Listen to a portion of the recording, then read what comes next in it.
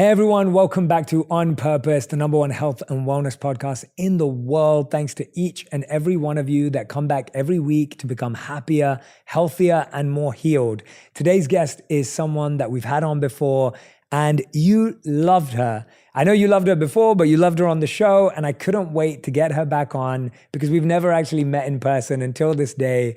I've loved her books from afar. We've connected over messagings and emails, and we have so many mutual friends, and I'm so grateful that I finally get to sit in her presence today and actually get to do this interview face to face. Please welcome back to On Purpose, Esther Perel. Esther, thank you so much for doing this. Thank you for making the time. Thank you. I'm genuinely so grateful. It's a pleasure to be here in 3D. Yes, exactly. After all these years, I think the first time I interviewed you must have been during the pandemic or something like that. I mean, I remember very clearly seeing you through the screen and saying, oh, this is a new life. I love it. Well, Esther, let's dive straight in because I have so many questions today. I have questions from me. I have questions from our audience. We have questions from social media. We're going to get to play your game as well, which I'm very excited about and pick some questions from. But my first question is, how do you know if a relationship is worth saving? Shall I stay or shall I go? Is one of the fundamental questions. And here's the thing. Even if you decide to stay, or even if they decide to go, you may do so while at the same time having a part of you that actually holds the other side. If you think that the decision is 100% perfect, no doubt, no hesitation, then it's a setup. If you leave, you need to be able to leave while experiencing the loss of some things that may have been good, even if it's just a dream of what was. If you stay, you have to be able to grieve the part of you that will never know what it would have been like if you actually left. So the answer is not in the extreme determination, it's in the ability to hold the inherent contradictions. It's a complex question, and complex questions don't have easy binary answers. And it's interesting, isn't it? Because we crave a binary, easy answer. We want it to feel, we often seek complete clarity when we're trying to make a decision, rather than accepting that a decision is followed by consequences and a number of different feelings. You use the word grief there. Yes. And I've seen research that shows how when someone breaks up with you or when you break up with someone, you almost crave them like we crave an addiction that may even be unhealthy for us at times. Why do you use the word grief? And can you walk us through both of those losses of identity that you spoke about on either end? So grief is because I think every choice comes with loss. The consequence is the choice you didn't make. And even though you think this is the right choice and this is what I must do, the grief may be the fact that you were not capable of making this thing work, or that you had such high hopes and it didn't materialize, or that you have wished that you didn't make some mistakes that you made, or that you wish you had left sooner. There's lots of different ways, but there is no choice that doesn't have loss and therefore some grief attached to it. And that is the nature of the beast. That does not mean that you didn't make the right choice. In terms of heartbreak, it's a different part. Yes, some people experience heartbreak with such an ache, with such a sense of longing and such a sense of fracturing on the inside that their longing becomes obsessive, that they are trapped in rumination, and that it experienced like a withdrawal. That is not all breakups, but that is the extreme kind of breakup, which has been compared to an addiction because of the intense sense of withdrawal and because it takes place in the same centers in the brain. Let's say someone does want to save their relationship. They want to make it work. What does that take on a deeper level from that individual? What have you seen over the years of what it really takes? I think we often think of saving a relationship as like, let's do more date nights. Let's spend more time together. Let's do more this. But what have you seen it really takes from a human? So look, I work with relationships for 40 years. These are questions that I can answer in multiple ways. So I'm going to answer it in one way with you today. And somebody's going to say, but you didn't talk about that. So I just want to preface that because there isn't a one size fits all. And when I'm going to highlight something now with you, because it's the first thing that came into my mind when you asked, what can we do to actually repair our relationships, strengthen them, fortify them, solidify them, enliven them? One of the first things I often think about is accountability. It's actually not asking the other person to do all the changing. Somebody's going to tell me, but what if you've done that and it hasn't made any difference on the other side? So I just want that to be mentioned. In general, in relationships, we often get to a place where we think, you need to change. Here, I'm going to tell you what you could do differently that would make this relationship better. And the hardest thing to do is to actually say, what can I do? Because if you change, it is quite sure that it will also create change on the other side, because we are interdependent parts. In a relationship, I start to do something which makes you do something, which makes me do something. It's a figure eight. But if I start to do something else, sooner or later, you cannot continue to do the same. If I no longer answer you when you say something, there's a good chance that at some point you're going to stop saying it because you don't get the reaction that you've been used to get. So there's no better way to change the other than to change ourselves. But that's not 100% thing. It's just a good principle to keep in mind. What is it that I can do differently? What's one thing I could choose that I know would improve the relationship because I've heard you or because I know us? And if I don't instantly walk out every time, but I actually stay and I listen and I pay attention, will that create something rather than thinking about, all the good reasons why I should get out or leave in that moment? So this accountability piece is very high on my list, but there are 10 other things about what makes us work on a relationship to improve it. And you talked about there how, trying to change the other person isn't necessarily the focus, but for so many of us, that seems to be the problem. The problem seems to be the other person's behaviors, their attitude, their approach to life, maybe their aspirations. I hear a lot of people say things like, they don't dream enough. They dream too little, right? Like too much. Too much, sorry, that's it, yeah. I hear some people say they don't dream enough, they dream too much. Yes. I hear people say, oh, they have too many friends, they have no friends, right? I see people at both ends of the spectrum. We always seem to have issues with how our partners live. And what I've learned, at least in my own personal reflection, and I've found is that for a long time in my relationships, I often projected the way I lived onto my partner. And we so strongly believe that the way we live is right. The way we were brought up is right, that we want our partner to kind of follow suit. And I always give this very small example from my own home, but in my house, we used to eat, hang out, and then at the end of the night, we'd wash the dishes.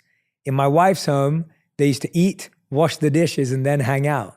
And so when we got married and we started living together and when we were having friends over or whatever it may be, in my mind, we're going to eat, we're going to hang out, and then we're going to wash the dishes. And in my wife's mind, she's thinking, we're going to eat, now we have to clean up, make sure everything's clean, and then we can hang out. And something as little as that can cause so much friction and bad communication and feelings of, oh, you don't care about me and you don't love me and you don't appreciate me or you don't value the work. And there's so much that comes from something. And that's just a very small example. But it's interesting to me that in that scenario, we both had not created a new belief system for our relationship, but were operating based on two old belief systems that we'd simply adopted. Walk us through whether you agree, whether you disagree, whether you can edit that, reveal more to us about. I find so many of our challenges exist because we project our operating system onto someone else rather than creating one with them. I like the way you call it the operating system. So I'm going to take a sentence that you Please. highlighted and start from there. You said, here we were fighting about what's the right moment to do the dishes. But in fact, what we were talking about is you don't care, you don't see me, you don't appreciate me, you want it your way. And what you're highlighting here is something that I've actually talked a lot about in a new course that I'm doing on conflict, which is exactly that. How do you turn conflict into connection? And one of the things I say is that it's not what you fight about, it's what you fight for. You were fighting for recognition, you were fighting for power and control, you were fighting for respect, you were fighting for trust and closeness. Underneath the fight, there are usually 3 sets of issues that we are actually fighting for. And that is power, trust, and value.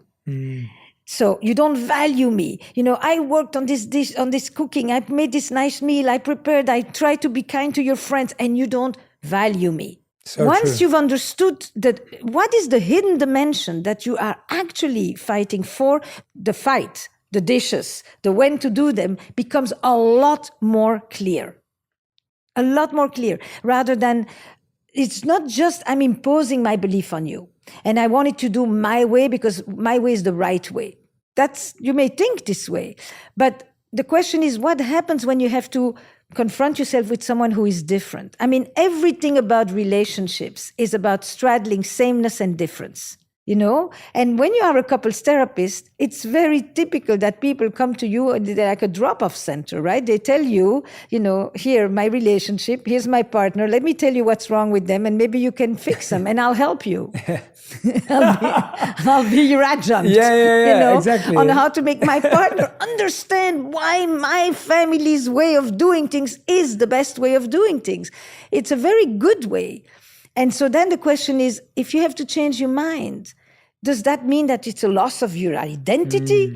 Or can you actually experience that as an expansion, as something that you let in? How do you let the other person influence you without being constantly in a defense of your, this is my flag and here are my values or my operation system? Yeah, I really, really relate to what you're saying. And I love how you've broken it down to what we're fighting for versus what we're fighting about. I think that's brilliant. And that's from your masterclass, right? No, this is from my own new course. Oh, this is from that your own I new course. am coming Got out it. with very soon. And that is really about letting people have a very different view and set of skills for handling conflict. Got it. Like this one. Yeah. At first it was a nice thing. You didn't fight about. You just said, we do it. Oh, that's so interesting. No, let's do it now. No, let's... And then slowly, because you couldn't come into a unified agreement, it became a point of contention. And then that point of contention became the go-to every time you need to talk about your backgrounds, your values, your style, your priorities, your way of doing. I think we feel so robbed, or at least when I speak to people about this, they feel so robbed, as you said, of their identity. But also, as you said, people feel robbed of their power. That if I give in to this other person, my partner may be the more powerful one in the relationship. Or if I concede, then in the future when we're making decisions, they're going to think I'm going to concede. And often that is the case, that people get into relationships because they think the other person is submissive or conceding to them or agrees with them on everything they say. And then one day that person goes, wait a minute, I didn't realize I just gave up everything I care about for you. And so how does one learn how to practice that humility and giving up of power? Or is the solution a unified agreement, as you called it just there? What are we trying to unravel? How do we do that? Because I think that... But you just betrayed yourself in the question. Okay. Your whole question is framed in power terms. Concede, acquiesce, give in, loss of self, And that's how people loss feel. of power. Yes, some people feel this way. That is one frame for some people to enter into a relationship. But if I actually change the word power, I could go like this. In every relationship, you will find that there often is one person who is more afraid of losing the other and one person who is more afraid of losing themselves.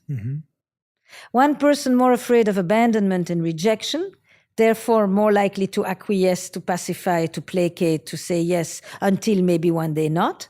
And one person more afraid of suffocation, and therefore they fight for their ideas, their ways of doing it, the timing of the dishes. And that is less about power. That is more about the nature of connection. The majority of power struggles in a relationship are not power struggles. Power is the defense The control battle is the way people are defending, trying to get something for something else that they are worried about. It's the surface behavior. Some people, when they're afraid, they fight. But the issue is not fighting. The issue is that they're actually afraid and they're trying to deal with their fear by gaining control. So don't just go for what you see, because what you see isn't necessarily just what it is. Go always looking at a level below. Otherwise, you're going to have a lot of this. Yeah, exactly. And so you're encouraging those people that feel that way to look at that layer deeper, the context of why their partner makes you lose your identity. Where did you get that idea? Who did you have to fight with? That you had a sense that if you don't go all the way and with fists, that's the motion of fighting, right? It's not this, but you enter the relationship with that, and yet you live it with this. So what happened to you that is making you continuously interpret every situation as a fight, as a power struggle, as I have to stand up and hold on because if I give in, this is the beginning of a slippery slope. That's a frame. That is not the truth. Now, maybe you picked somebody with whom this is sometime what is going to happen. So then you ask this person, what happens if you don't get your way?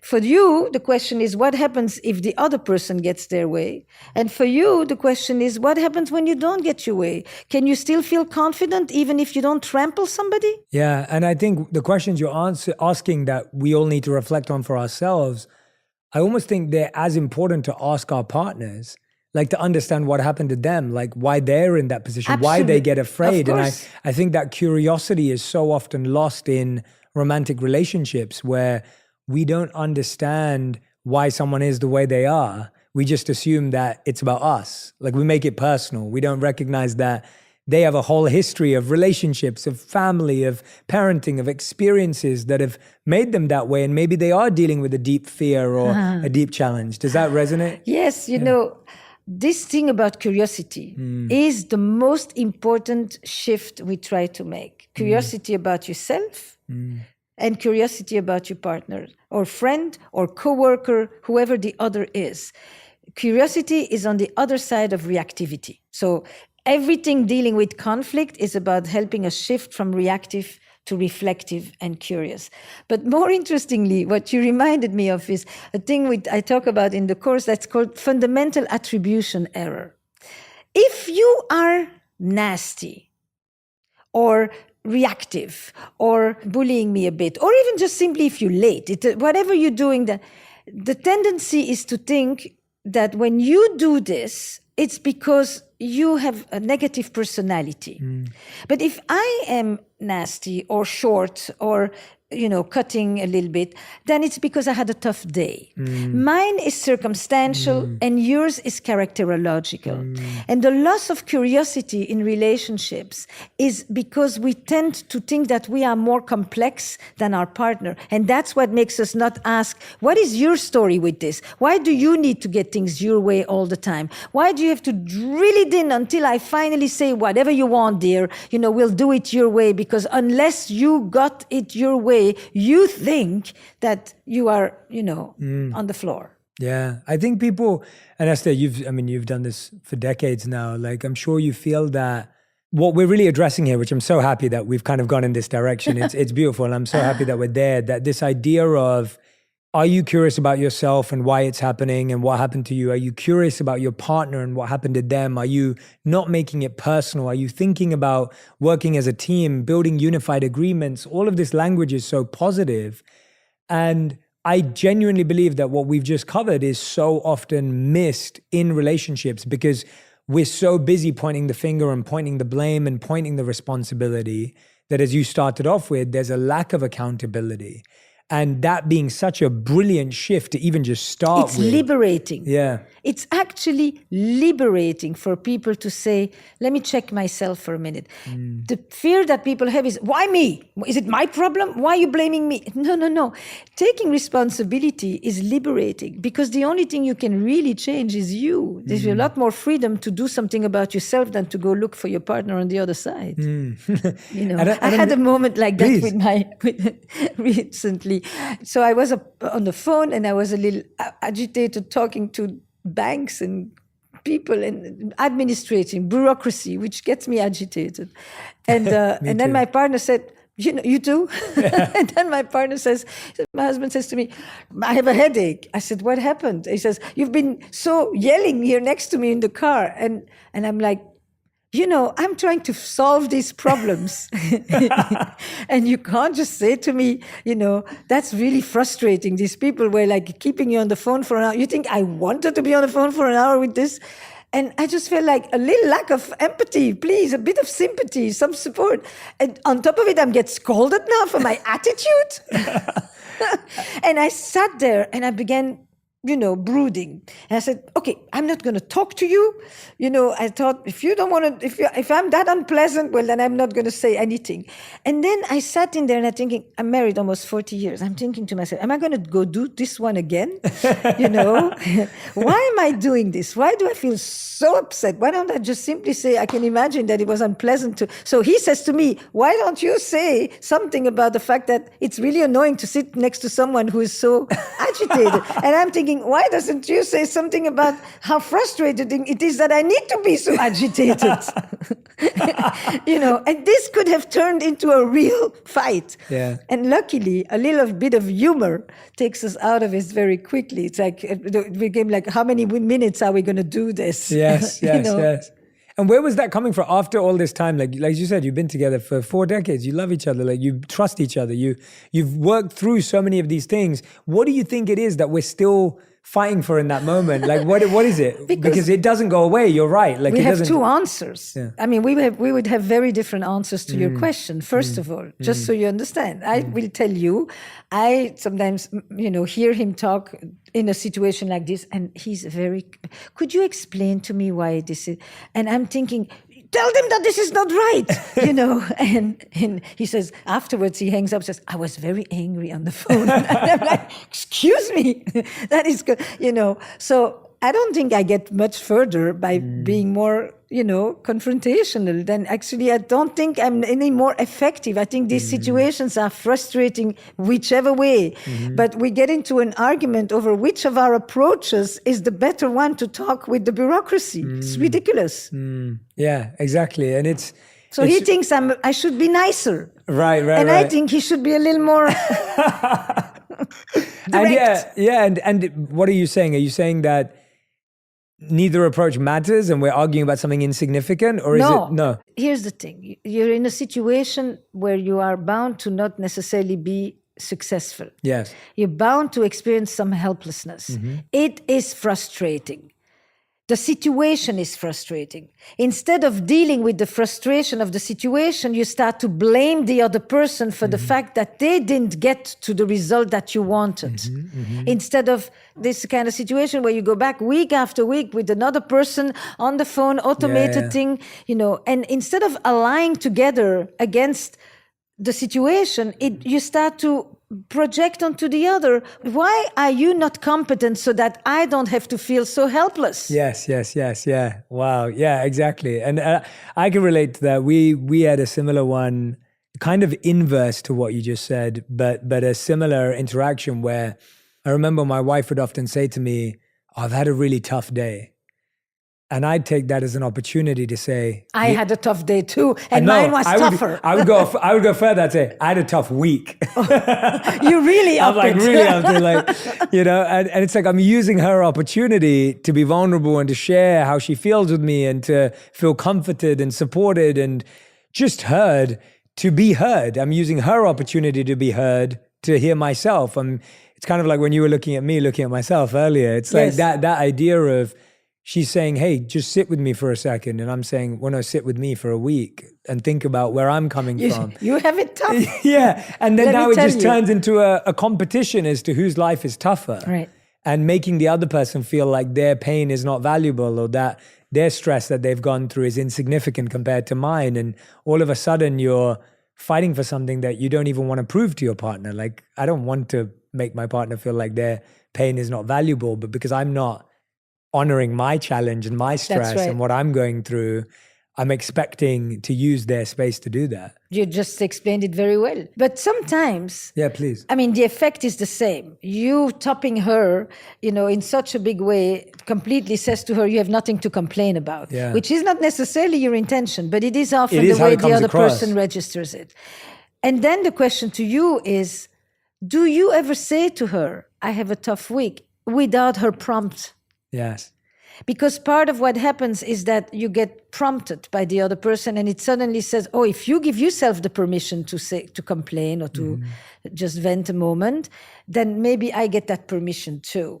And what changes it is to just, is to acknowledge what has just been said, and then to say, I have that feeling often too. Yeah. Yeah. But it is the competition. It is you suffer, I suffer more. Yeah, absolutely. Now something that's really helped me. Do you use humor now? Yeah, my wife can make anything funny. So I rely on her to bring the humor in because she's just... Very useful. Yeah, she's hilarious. She's a comedian. So not professionally, Yeah. she's just a funny person. And so she can always add that. But now what really helps me, and this is more what I'm like, is I'm kind of preemptive of stress. And so I'll sit down with them and be like, hey, I've got a really stressful week coming up. I just want you to be aware of that. Yep. And so, if I'm a bit shorter or I'm running around or I'm not fully present, I just want you to be aware I've got a lot of stuff going on. And if you need me, of course, I'll be there, but just know. And I like to set that up and communicate that because to me, it gives me space to at least let her know where I'm coming from rather than to catch me in a bad moment. And then I end up behaving in a way that I'm not proud of, whereas now she's aware. So now she's mindful of that too. And she doesn't have to tiptoe around me or she doesn't have to be unaware, but it's the idea that she's conscious that I get it. He's got 3 crazy days coming up and, we can talk about something maybe the day after. Can I take this one a step Please, further? I'd love that. It's probably one of the most useful things I have seen changing in a relationship. When you do what you just do, you're attentive, you're caring, you let her know, you're apologetic. And being apologetic is very beautiful, but it still says, my life is very important. And I just want you to know I'm not going to be there. The step that really changes it around is when you say to the other person, I'm so thankful that you are here because your being here is what enables me to go take care of my busy week. Yes. Absolutely. Because once you say it like that, you make the other person very important and not, my life is so important, thank you for understanding it. You come after. I'll be there if you need me, but you come after.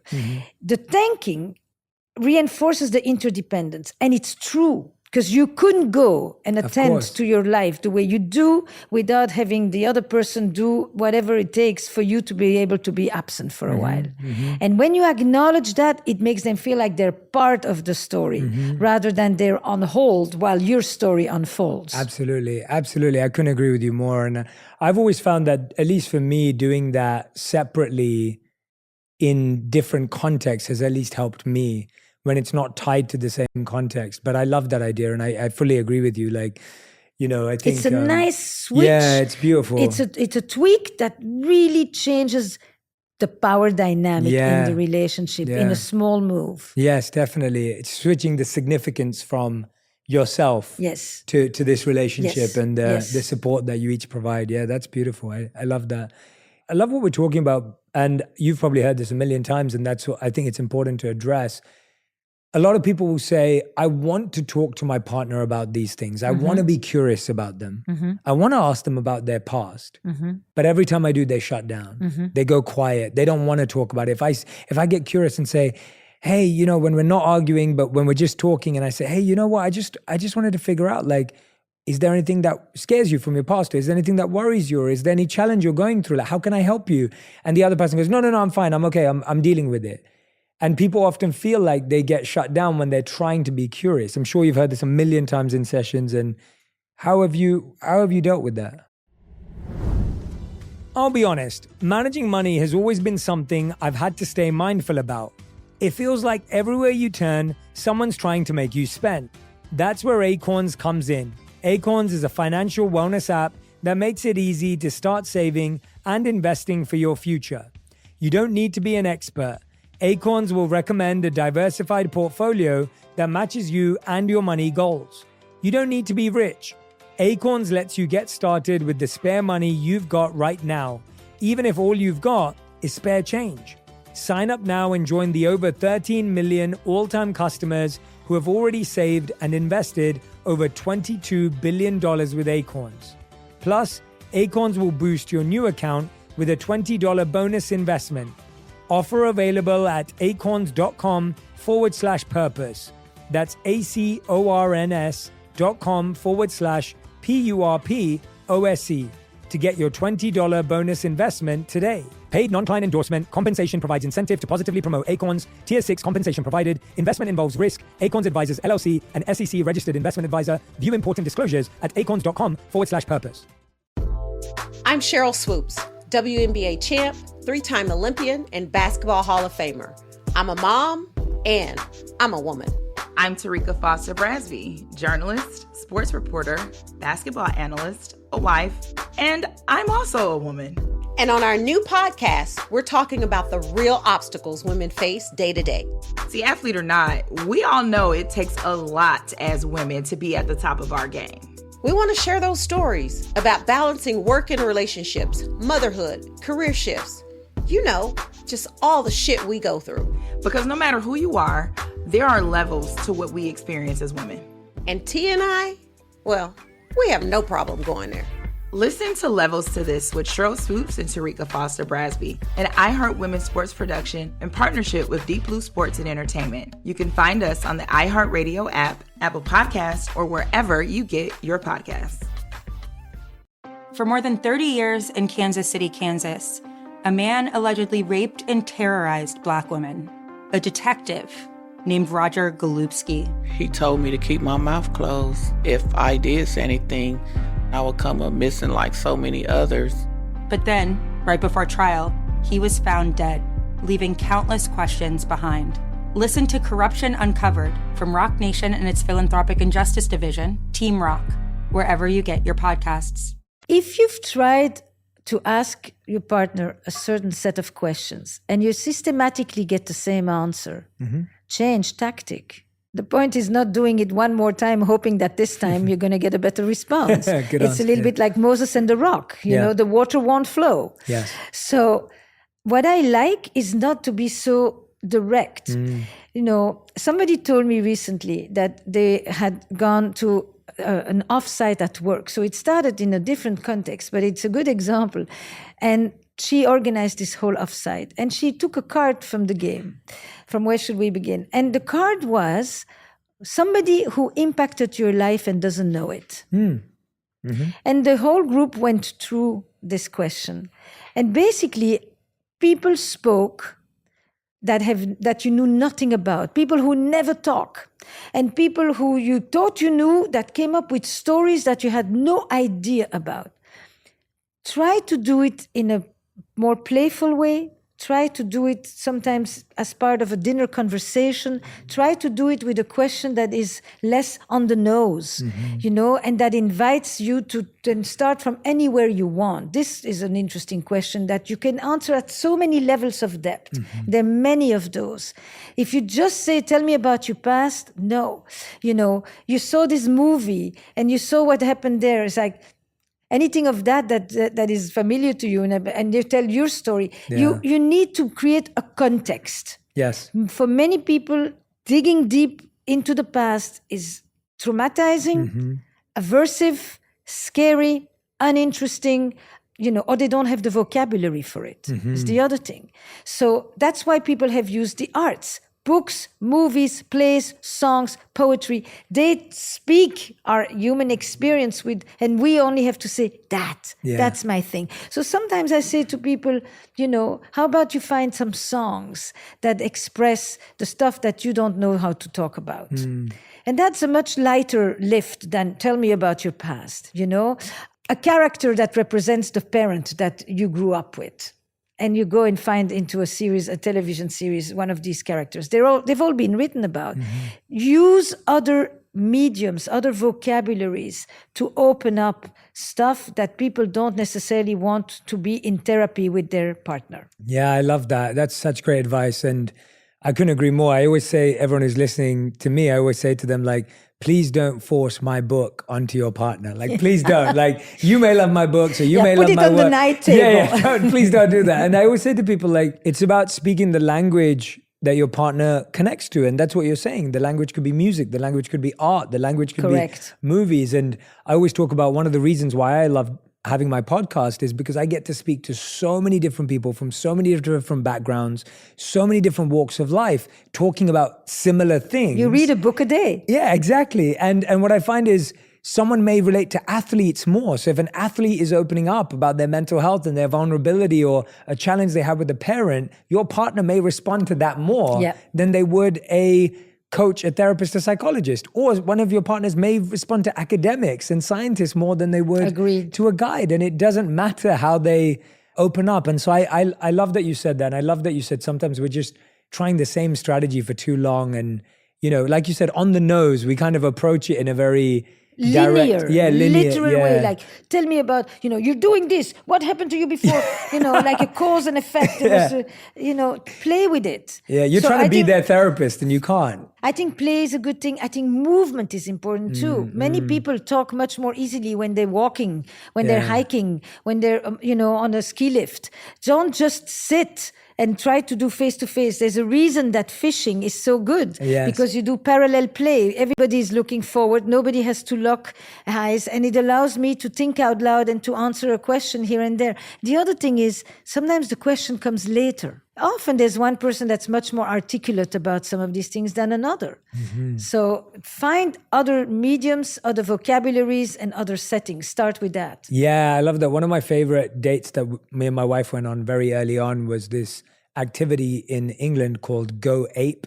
And what it is it's like a ropes course that's high up in the air. So it's like 80 feet or whatever up above in the air. And you've got all these different like activities and things. So you're like swinging, you're like trying to walk on these steps. It's challenging, but it's fun. And I remember having so much fun because there were activities that she found easy and I found hard, and activities that I found easy and she found hard. And we could help each other. We could talk while we were doing it. There was a sense of support. And I think what you're saying is so true, that I find that doing activities where we're both novices are really fun, because when we're both getting a chance to see a new, fresh, unseen side of each other, we really get to play and really get to understand. If I'm in a position of strength, if I know a sport really well and she's never done it, then I'm not really learning anything new. I'm kind of just being there and trying to be the teacher. And same vice versa. But if we both have no clue about something, like me and my wife took a surfing lesson for the first time in our life, like a couple of years ago when we went to Hawaii. We'd both never surfed in our life. You know, we're both from London and that wasn't accessible there. And we went on a first ever lesson and it was just hilarious. It was fun. It was silly. We were both learning about how much tolerance we both had, and there was humor coming in and what skill set we had. And you're so right that adding movement to being together, especially I find in ways where you're not familiar, provides a real opportunity to see someone vulnerably. So you added more than just movement. You added risk. And you added playfulness. There's a beautiful book by Eli Finkel called The All or Nothing Marriage. And he talks about really what creates a sense of aliveness in relationships. And one of the things he highlights is the importance of doing new things. Not just doing things that you both enjoy, that you're comfortable with. That's good, but that breeds friendship. Whereas when you do new things that also involve unknown, mystery, risk, curiosity, that's where you actually bring in excitement and, in my language, also desire. I love that. Yeah, that's beautiful. That makes complete sense. And I love those words. Those words we don't often use around relationships. Risk, mystery, like I do. puzzle. Yeah, no, I know, but you just don't hear them as much. Not enough. You don't hear them enough at all around relationships. You always feel mystery was something you had on date one, or when you saw that person from across the room, right? Like that's when the mystery was, and there isn't any. But I couldn't agree with you more that. But that's because people prefer sometimes to create an illusion of familiarity, as if I know you like you're the inside of my pocket. Yeah. Until you do something I absolutely did not expect you to do. And then suddenly I realize and I say, I thought I knew you. The real beauty is to know that whoever is next to you, who you think is already so familiar and so known, is actually still somewhat mysterious, somewhat elusive. And that's where you maintain your curiosity next to the person that is with you. You know, faced with the unknown, you can either react with fear and try to flatten it and just ignore all of that and just hold on to what's familiar, or you can nurture it, and then you are actually engaging with the mystery and the curiosity that is right in front of you. And that you know from your spiritual work that is very much taken from that notion. How you then, because that allows you to sit like this when you're talking with your partner, because you're still attentive and curious, versus like this. Yeah, definitely.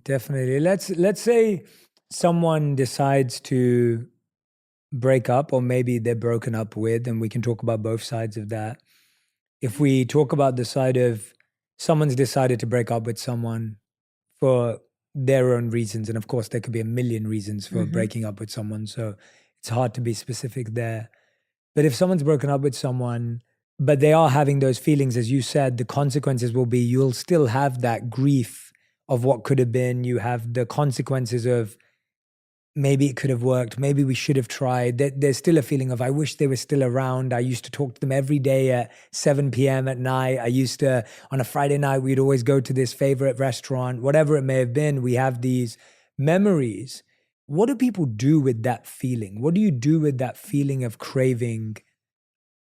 You know, you do a lot of different things, but it's so interesting. I literally edited a new episode for the podcast, for Where Should We Begin, of a guy who leaves his wife, who he had been very close to for quite a few years, has a young child, moves in with another woman, is on the verge a few years later of marrying that other woman, and can't do it, and has felt guilt and remorse and regret and longing for all those years, and starts to meet the mother of his child again, not just as a mother, but now they're going on a first date again.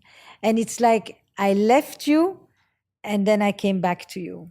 It's an incredible story to see one person, because that is a question that doesn't have one answer. But in this case, he couldn't leave her fast enough, but he could never leave her fully. And I can't tell you today if he's back with her or what, but I have a sense that something when he was about to marry this other woman held him back, that he couldn't necessarily put into words, and that made him feel like he had to examine himself, which is what this whole conversation on Where Should We Begin is about. And I've never had that particular version of it, but it is the one that most responds to your question. But you're going to have to go listen. Yeah, absolutely. No, and I recommend everyone go and listen to that if that's a question you've been asking yourself.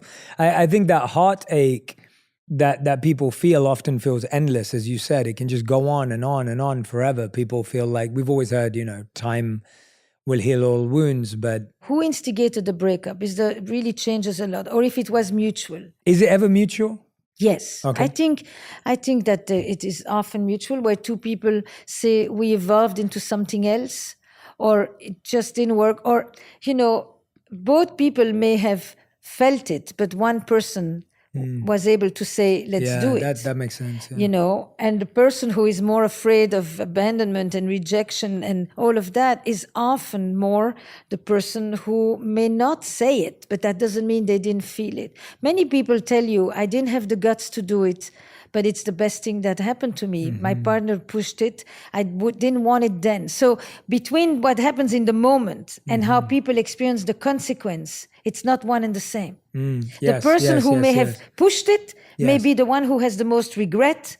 The person who was more hesitant, it may be the one who actually is most liberated. Yeah. It's not, a much more intricate puzzle than just...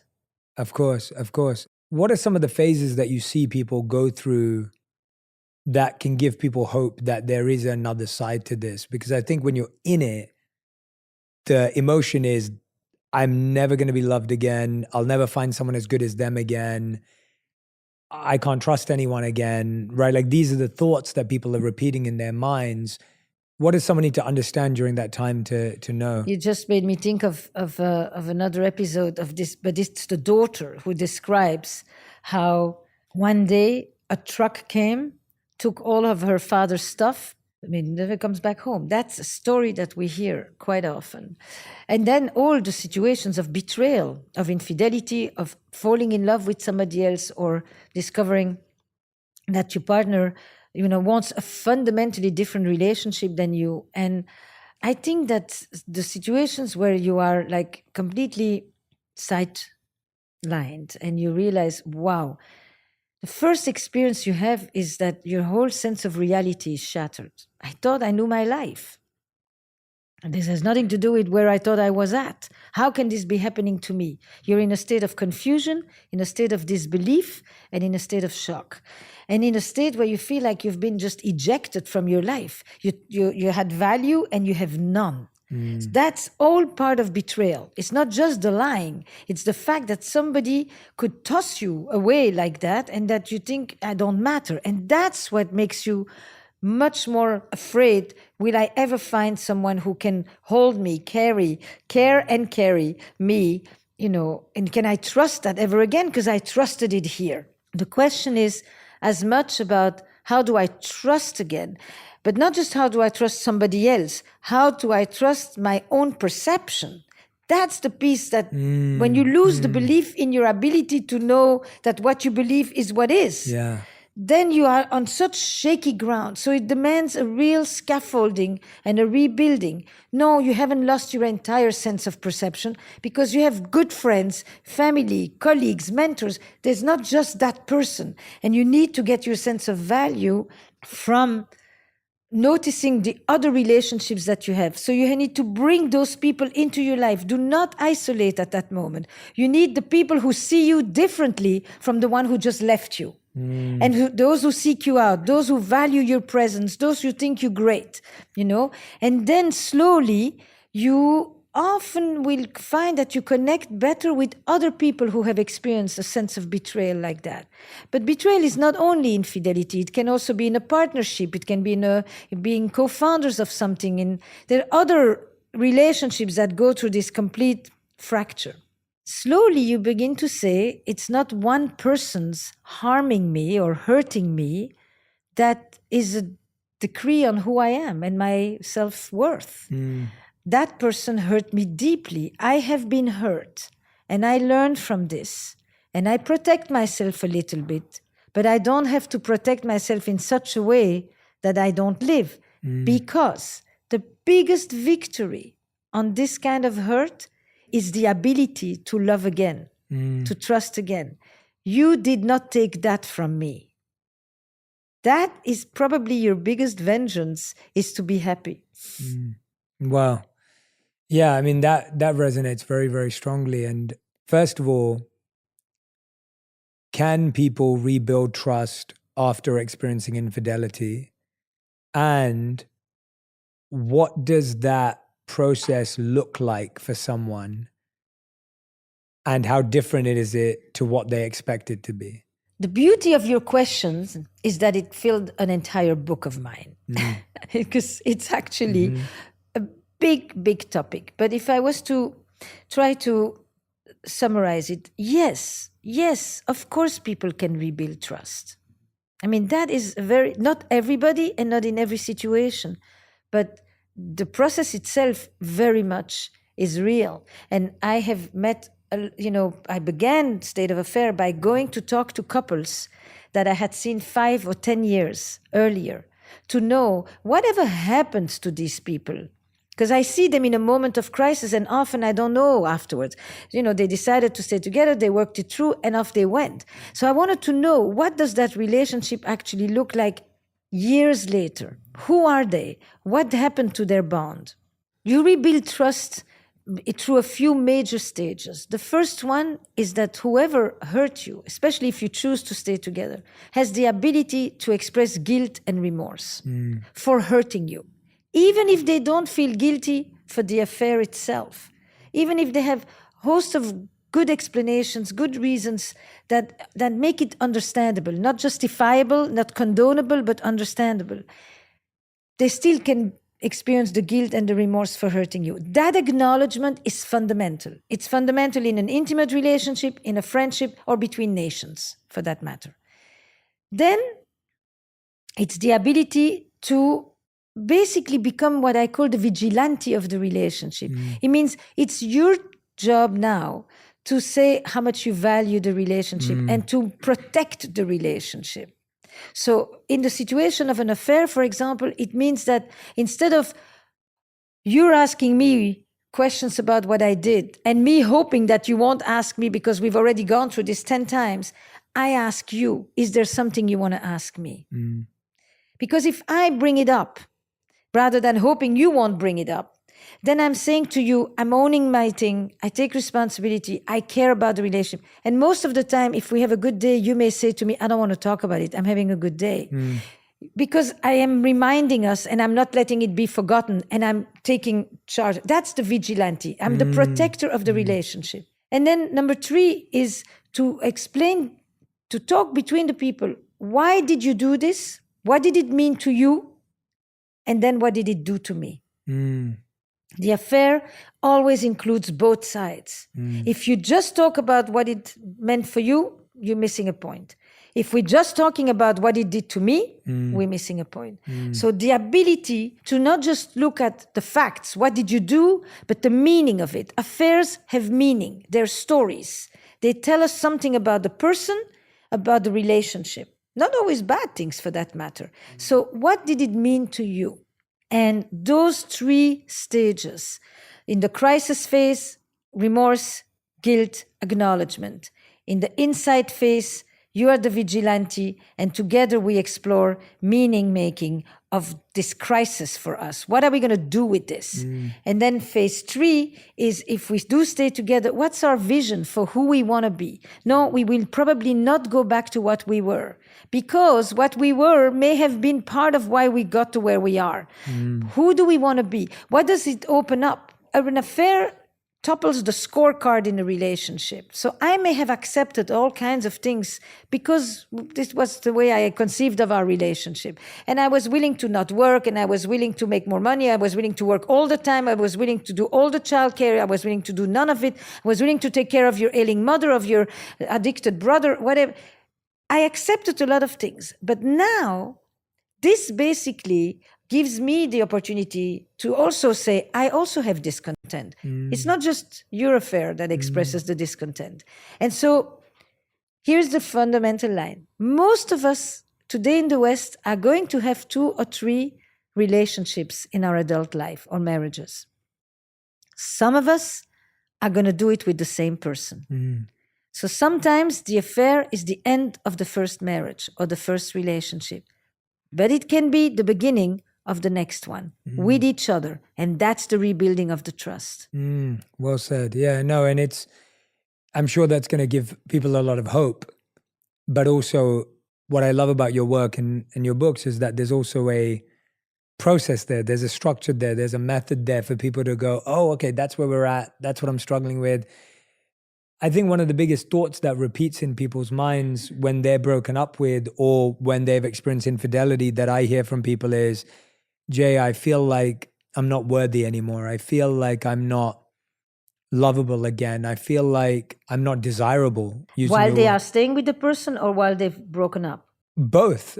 I've heard people say, I don't feel desirable because they desire someone else, but I still want to be with that person. And I don't feel worthy even with that person now because I'm reminded constantly, as you said, of their infidelity. And these thoughts perpetuate. But what I'm hearing you say, and I'd love for you to guide us, is what I'm hearing you say is, well, that's why you need to do the meaning making, because you really need to understand their story and meaning and yours. Right now, you're just focused on yours, and that's always going to be this negative, repetitive pattern. Hey, y'all, Nimini here. I'm the host of a brand new history podcast for kids and families called Historical Records. Executive produced by Questlove, The Story Pirates, and John Glickman, Historical Records brings history to life through hip-hop.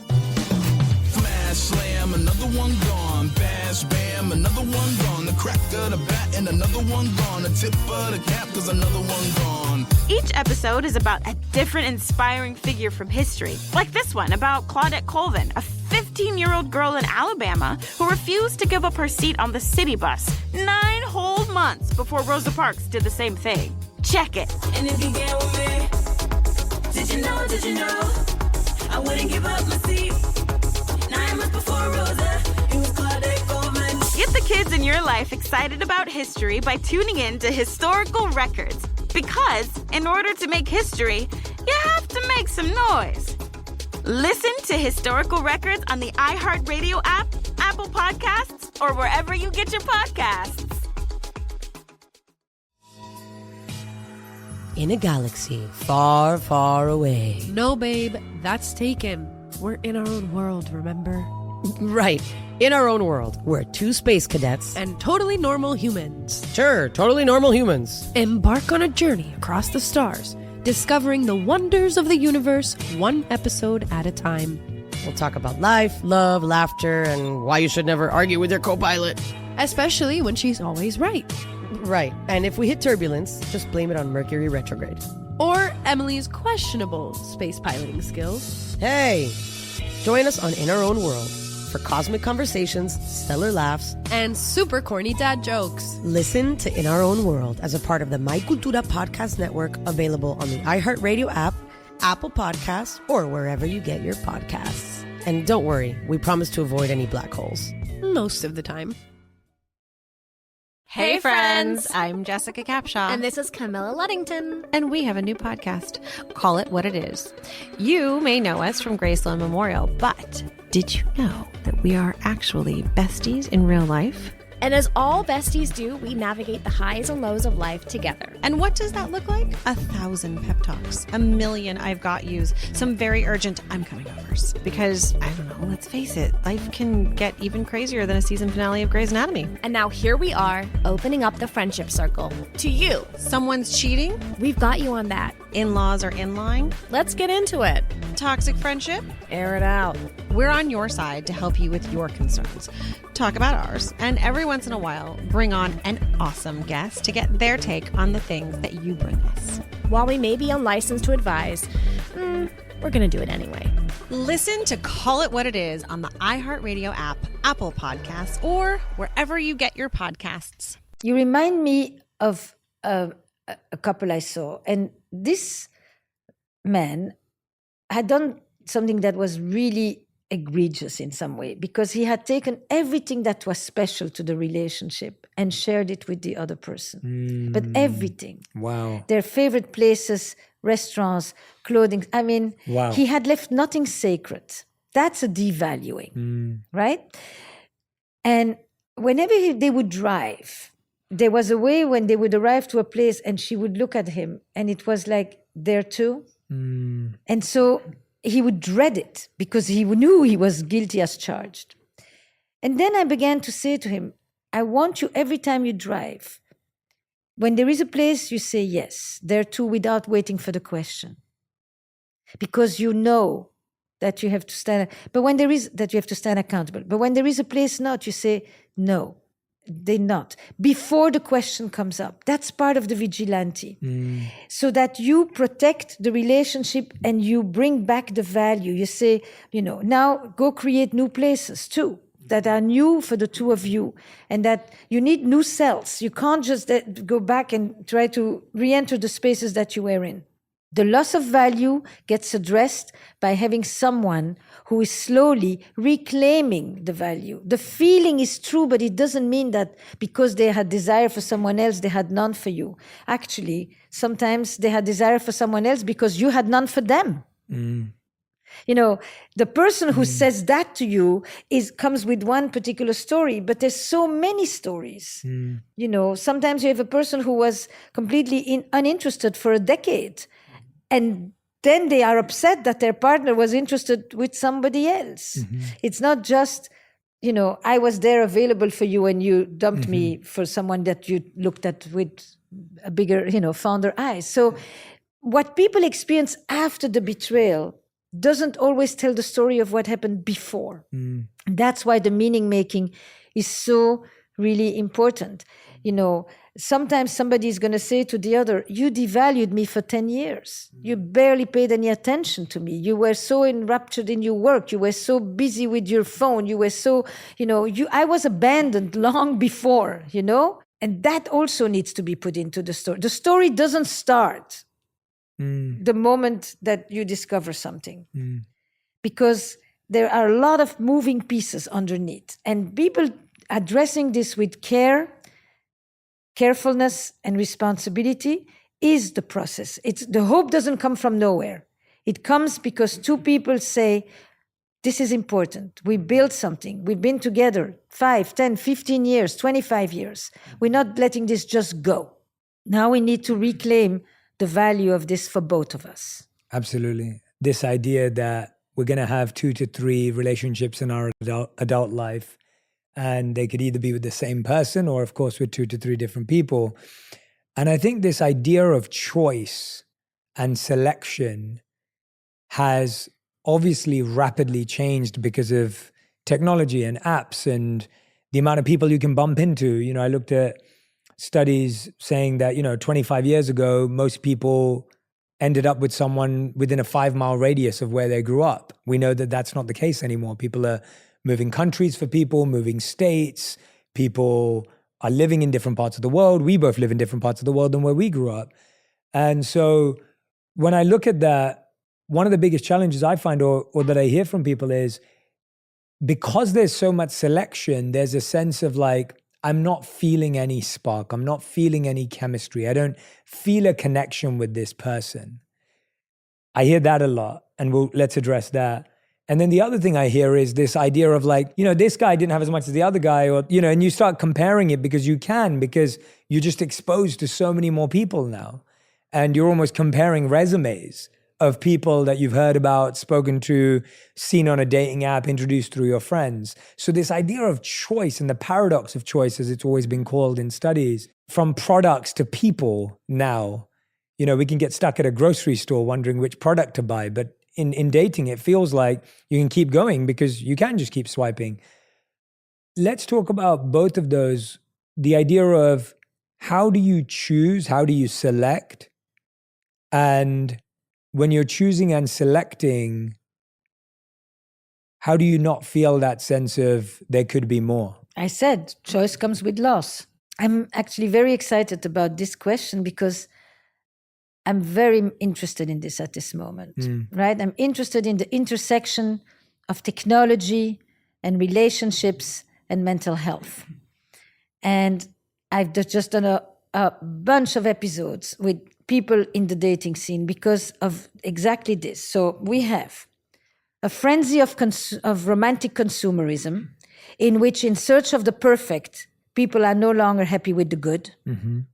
We have people looking for a soulmate on an app. That's an interesting combination between spirituality and capitalism. Mm-hmm. And how do we even think that a partner is a soulmate? Soulmate used to be God, and now we want transcendence and mystery and wholeness and all of it, and ecstasy almost with a person. The stuff that people looked for in the realm of the divine, they now want with their person. Mm. And at the same time, they're doing it with a checklist, so that many dating experiences are like job interviews. Mm-hmm. So all of that combined, right? I do think we have more choice, but we also have a lot more uncertainty and a lot more self-doubt. Mm-hmm. And we are a lot less capable of handling uncertainty because we live with a host of predictive technologies that are all meant to take away uncertainties, obstacle, friction, rough edges. So we don't rub anymore with stuff that helps us deal with uncertainty, unknown, and engage with happenstance. Happenstance means you stand in line and you start talking to the person that is behind you in line, and after that you go and have a drink with that person, and after that you find yourself exchanging numbers and a story starts. Mm-hmm. Spontaneously, unprompted. So I think that the commodification that people feel is real. It's not just because of your childhood. It's part of society at this point. There is a way in which we talk about ourselves as products. And there is a way in which we talk about ourselves online with followers as if we are religious leaders. You and me, for that matter. So the first thing, don't go in thinking that you have to find somebody at the first meeting. That's not the way it works. And that you go down your list and, and then if the first thing that goes wrong, you go ick and you just go on to the next. What I'm doing now, when I address this very question, is I show a very famous clip. It's classic in psychology called the still face experiment. Have you ever seen it? No, I haven't. It's a 2-minute clip on YouTube. In the still face experiment, the mother is playing with the little one. And the little one is cooing and showing her things and, And then at some point, the mother goes still face. And the kid continues to point and continues to call her attention. And within 30 seconds or less of the mother not responding, the kid goes into a panic, a frenzy, loses its body composure, starts shrieking. And basically, you understand that we are relational people from... And what this clip shows me is that this is what goes on in ghosting, in breadcrumbing, in checklisting. This is what is the experience of many people at this moment. You go, you have a hedonic treadmill, you meet someone, you think there's possibilities, and then they disappear on you, and you're left like this, and then you unravel. And you do this sometimes 20 times a day with the same person. This is kind of the experience of modern dating in this moment. I haven't seen many people say, I love it. Maybe 65% of people meet on an app, but I don't see people saying, I love it. Actually, it's the number one complaint of people dating at this moment. So try to bring back something that is more humane. You meet somebody or a friend introduces you to someone, don't go and meet with them alone in a bar to have a face-to-face conversation to go down an interview. Do an activity. It's exactly what you were talking about. Do something you enjoy doing. Bring that person to a thing that you're doing with friends. You want to get to know somebody, put them in a social situation. See how they interact with people. How they act, how they respond, how they engage with people. If you think that you're going to have epiphanies with clarity like an app, forget it. You will be exhausted and you won't meet anybody. Really well said. and I couldn't agree with you more. I'm always trying to push people away. I'm like, get out of your inbox and your DMs and your messages and get out there. There's no way talking to someone over a couple of messages is going to help you figure anything out. But you've probably spoken to so many people who've had chemistry, lost chemistry, never had it. I feel like a lot of people today that I hear from, they're meeting people, but they're like, there's no spark, there's no chemistry, I'm not feeling anything. What should we want to feel, if there is anything we should want to feel at all with someone? And what is the difference between chemistry, compatibility, and connection? First of all, I think we need to differentiate. Are you looking for chemistry for a love story? Or are you looking for chemistry for a life story? Lots of people you can have chemistry with, have a fantastic night with for that matter, or more, but that's not the person you necessarily want to make a life with. The project will determine the nature of the chemistry, right? That's number one. So number two is curiosity, a desire for more. I want to, it's like you read a book. A person is a book, right? Or you can use other metaphors. Do you drag yourself through the next page? I should, let me see where it goes. Or like you can't wait. It's a page turner. If the experience of the page turner with a person, you want more. You want to have the next conversation. You want to ask them that kind of question. You want to go do something else with them. You're on a good track. This notion of this instant combustion of emotion that fills you up. You want a religious experience. That is not always the case. Sometimes people fall like that, as we say, fall. But the majority of the time, things grow. They grow through the interaction. You get a good text. You like what you just read. You find yourself wanting to answer a sentence, and you've just answered 2 pages. You wanted to go and meet them for half an hour, and 3 hours later, you're still sitting on the floor in the hallway having an enthralling conversation. That's the stuff that breeds the feelings. If you sit there like this and think that some, Deus ex machina is going to fall from the heavens, you're off.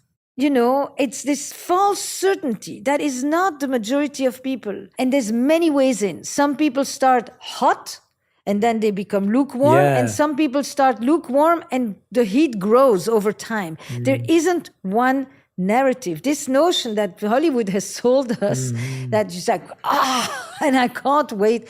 And I just have this, I fall for you on the spot. That's one plot. But there are many plots. And if you constrain yourself in thinking, this is how I should be feeling, and I'm not feeling it, then you are limiting your options. Yeah. Well, one thing that has really come up a lot with people I've spoken to recently is this idea of they find someone who makes them feel safe, who they feel cared for by, and the person seems to be, they consider them to be good-hearted.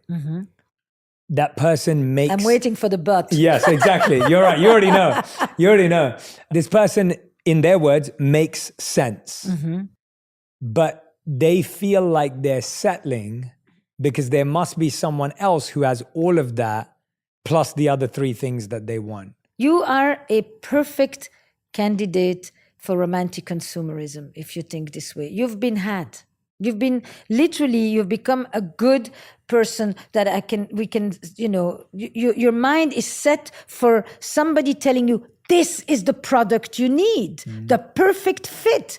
And then you are going to be the perfect patient who comes in thinking, I thought my person was like this and this and this, and they're not the deal that I bargained for. It's not what was written on paper. You can hear the language. It's like business. Capitalism enters romantic life. It's really crippling to people. The more you have this notion of perfection, the higher you can fall. Are you perfect? Are you that great? Do you think that everybody falls for it? Like, what is this notion? So then there is this idea that there is the sense and settling with the passion, and you should have that passion. Passion is a wonderful feeling to have. It's maybe not the best thing to decide if you want to have a life with somebody on. It's not the most important ingredient for that. That doesn't mean you don't want excitement, intensity, draw. But this idea that there is reason and passion, that's a very old divide. That is the divide of the 19th century, the rationalists and the romantics. And why do you say that? Why do you think that? And I get that you're giving a balanced approach there, but to enlighten all of us in what you've seen, you compared the love story and the life story. Yes. Why do you think it almost feels like what we've been sold is for the love story, but the life story requires a different set of skills? Yes, skills and values and compatibilities. Because there are many more people that you can love than people you can make a life with. I can have many love stories with people that I meet on a trip that with whom I have a beautiful short story with. But would that be the person with whom I can, do we share anything else in terms of how we see life? With everything else that life brings, that's a different thing. That doesn't mean you don't want love in the life story. But many more love stories can exist without life story. Not that many life stories will exist without a love story. You can call it an adventure, you can call it, and it is what people used to do when they date before they're looking for someone with whom they want to have a more committed relationship. It's very important that we see that a lot of the things that we're looking for are the things that make for a real love story. The things we want to feel. The things that are on the checklist are the things that we've kind of created an impossible situation. It's really, so you don't settle.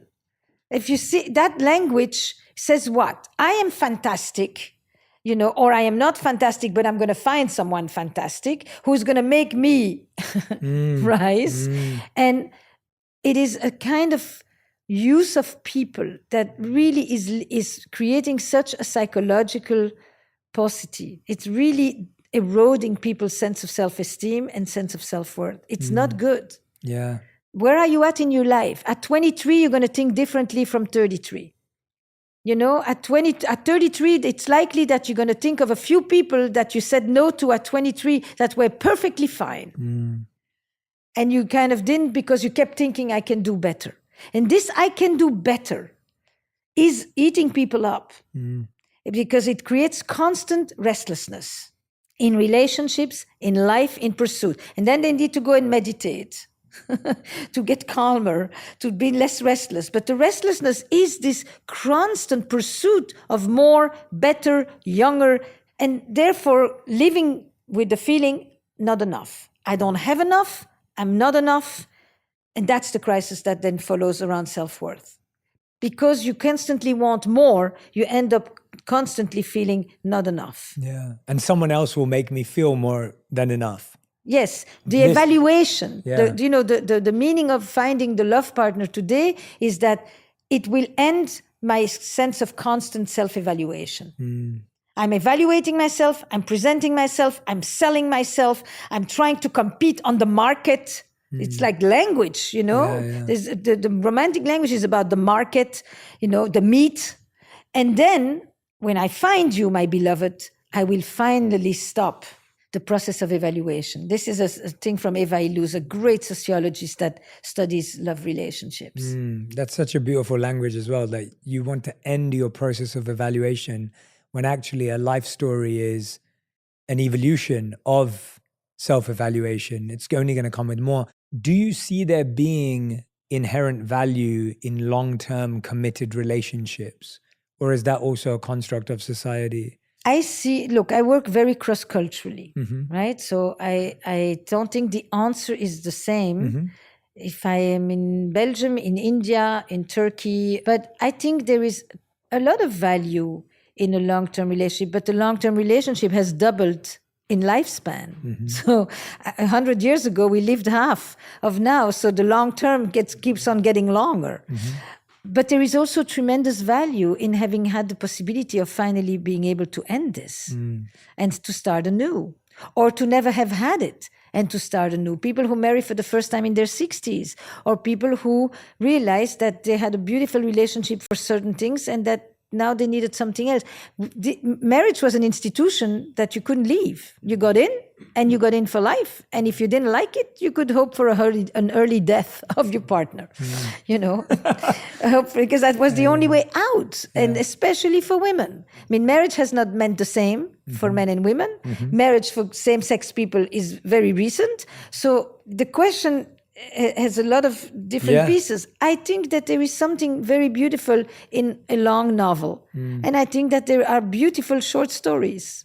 There isn't a one-size-fits-all at this moment. And the interesting thing is we've been creative about a lot of things.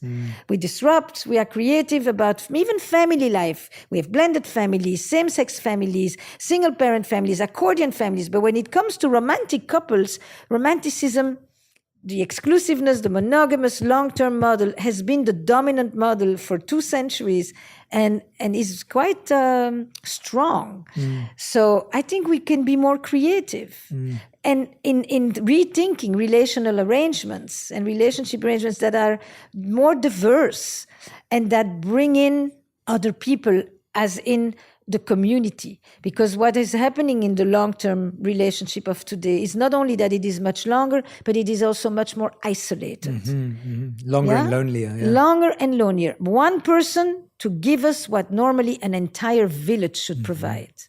And that is crippling the relationships under so much weight and so many expectations. So those who do it well, do it better than the relationships of the past, says Eli Finkel. But the majority of them don't manage to climb the Olympus. Yeah, and I often think about that because I think what we were talking about earlier, when I first met my wife, I'd definitely say that there was so much of the romanticism of the perfect relationship. And I often talk about in my book as well about how I proposed to my wife, which was basically based off of Instagram and YouTube videos, how I invented a proposal that was so not personal or not. She liked it? Well, I'll tell you what happened. So, and if anyone's heard this story before, I apologize, but I want Esther I to don't know it, so have you the can tell me. context. Yeah. So we'd been together, I think, at that point for maybe I proposed after a couple of years. And so we'd been together. I decided I was going to propose. We were walking down the bank of the River Thames in London. I had an a cappella group jumped out and sing Bruno Mars, "Will You Marry Me?" Marry you to her. They gave her a bouquet of flowers. They performed this amazing number. I got down on one knee. I proposed. We both shed a tear. She said yes. We then had dinner on the side of the Thames where I had to kind of finagle a table from a restaurant. I had food that was brought in, but it was cold because everything had gone wrong on the timing. So we ate cold food, which was, we didn't mind. My wife is amazing, so she didn't care. But I was looking at that going, And then we walked around the corner and we ended up on a white horse-drawn carriage that I'd booked that took us around London on this beautiful carriage, and it was a beautiful trip. And then we got on the train to go back to her parents. And we got home to her parents. Her parents opened the door and they said, "What happened to you?" to her. She had hives all over her face because that was the day I discovered that she was allergic to horses. And I didn't know that and she didn't know that. And I've always looked back and reflected at that story because my wife said yes. She's never complained about it. She was happy with it. But when I really look at it, and as I've got to know her more and more every year, and like you said, I feel like I get to know more of her, new things and old things every year. We've been together for 10 years now. And I still feel like every day I'm discovering something new about her. I realized that that was the most impersonal show of love ever. It wasn't, the song wasn't specific to her. The horse-drawn carriage wasn't specific to her. The food was the only thing my wife would care about because she's a big foodie and that's her world. And it was cold. And I look back at that event and I go, I'm lucky she said yes. But actually the hives were a reminder to me of how little I knew my wife at that time. And how eager you were to impress. How eager, exactly. How I was a complete show of ego. I was 20, maybe 27, yeah. And just what a show it was as opposed to Did you come from traditional families? I would say we come from, I would say we come from more traditional families. Yes, yeah, definitely. They're modern thinking, but generally traditional overall in the world. And it was, were they arranged marriages or were they? My mum and dad were, and pretty much hers was as well. Yeah, pretty much her parents were as well. Okay, so that's a major transition. So when you ask me about long-term relationships, I think people who are in an arranged marriage system answer that question very differently than people who start with the romantic. You know what the research says, right? What does, I've seen bits, but please clarify. Yeah, I don't want to assume. I think it's Dan Ariely's research that people who start with romantic and falling in love and passion are much more likely to then experience a dissatisfaction in the relationship than the majority of people who start in an arranged situation, which is much more rational. Actually, their satisfaction rises as they get to know each other and develop the fondness and the relationship. And I think this is true if the relationship is good. Yeah, if it's good. But for those for whom it was really not a good match, it must be horrific.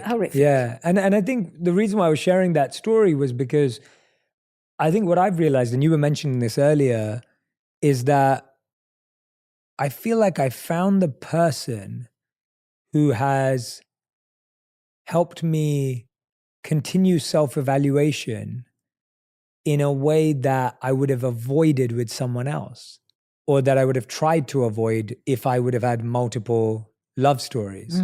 Whereas this life story that I have with my wife currently is just the most purifying and cleansing, detoxifying process internally, but in the most fun, loving, and caring way. And I look at that and I think about that often, where I think to myself, I would have had to learn these lessons with anyone, but maybe someone else may not be able to challenge me as much as my wife does with the lack of criticism and complaint and judgment in a safe space with humor, which actually makes it accessible to me. And it's one of these really interesting reflections that I wanted to share with you, to hear your thoughts on that. Because I don't think I would, there are so many skills today that I have only because I married this particular person. There are so many emotional parts of myself that I've been able to discover because of this person. There have been so many, you know. What you're telling me in some way is you didn't succeed in impressing her. I have never succeeded in impressing my wife, and it is the best lesson. That's her power. Yeah. You know, I mean, not that you're not impressive to her and that she doesn't appreciate and admire, but you didn't succeed. Till this day. Right. And therefore, her opinion matters, Yeah. and therefore she can keep you on your toes, and therefore she doesn't let you sit on your laurels and get away with stuff, and therefore she can see you in a more humble way when you come home from having done 40 stage events after another, where you get, clapped the whole time and you kind of lose a sense of, proportions. And that is an extremely, I think that you're very lucky, and not just lucky because you found her, but also because you knew that you did need someone who challenges you and who can hold hers to you, but do it in a way that doesn't feel authoritarian or humiliating or ball busting, etc. And so it creates the right friction. She cares and she can criticize. She loves and she can challenge. It's both and that holding those tensions in a relationship is, in my mind, very important and very gives a lot of strength and energy to a relationship. Yeah, I think. Oh, sorry. Please go. No, that's it. I think it's your self-awareness of it that is really good. It's like if you had somebody who just looks like that, it would have been a problem. If you had somebody who just did that, it would have been a problem. But you knew that you needed that. Yeah, and I don't think I knew it before we started having that experience, but it just became really evident to me that she loves me for who I am, not what I do and what I achieve and how I try to impress, for example. And I think that's a great reminder for me to love myself for who I am and not love myself for what I achieve or what I do or what I create. And I think that is a really, I'm like, that's it's very important. Yeah, to have some, and it's also how you perceive it. I think what you're saying is true. Like I've talked about it with people. I could easily perceive it, and people could perceive it and say, "Jay, you're just a pushover. Jay, you're just making it up. You're making sense of something, and it's bad treatment or whatever." And I'm like, well, no, because I can see that it's done from love and care, and it's humor, as you said. Like it's done from such a special, loving place that I feel. That I know, it's a knowingness that it is liberating and it is wonderful. But it's interesting because I think a lot of people may have that experience, but they don't want to be humbled. They don't want to access that point. And I'm fortunate that my monk training kicks in there and allows for that vulnerability and self-reflection and not thinking I'm perfect. Whereas I wonder if we're scared to do that because we almost want our partner to make us feel perfect. No, I think that this thing of perfection is, I think we want our partners to recognize us and accept us in our imperfection. But it comes in the form of, at least in the beginning, demanding adoration and but the beginning is only the beginning. Yeah. It's one phase of a relationship. Yeah. I think my friend Terry Real has this beautiful definition: self-esteem or self-worth or self-confidence is seeing ourselves as flawed, imperfect people and still hold ourselves in high regard. If you actually need to see yourself as perfect, you lack the confidence. The confidence is the ability to make mistakes and not sleep over it for 3 weeks because you feel such shame and such, intense attack on your identity. But I have a question for you that from what you've just said, do you feel that these days on all sides of the spectrum, of the gender spectrum, that people are so enraptured with the notion of identity and holding on to the self that they find accepting influence from another person an instant threat to their identity, like pushover?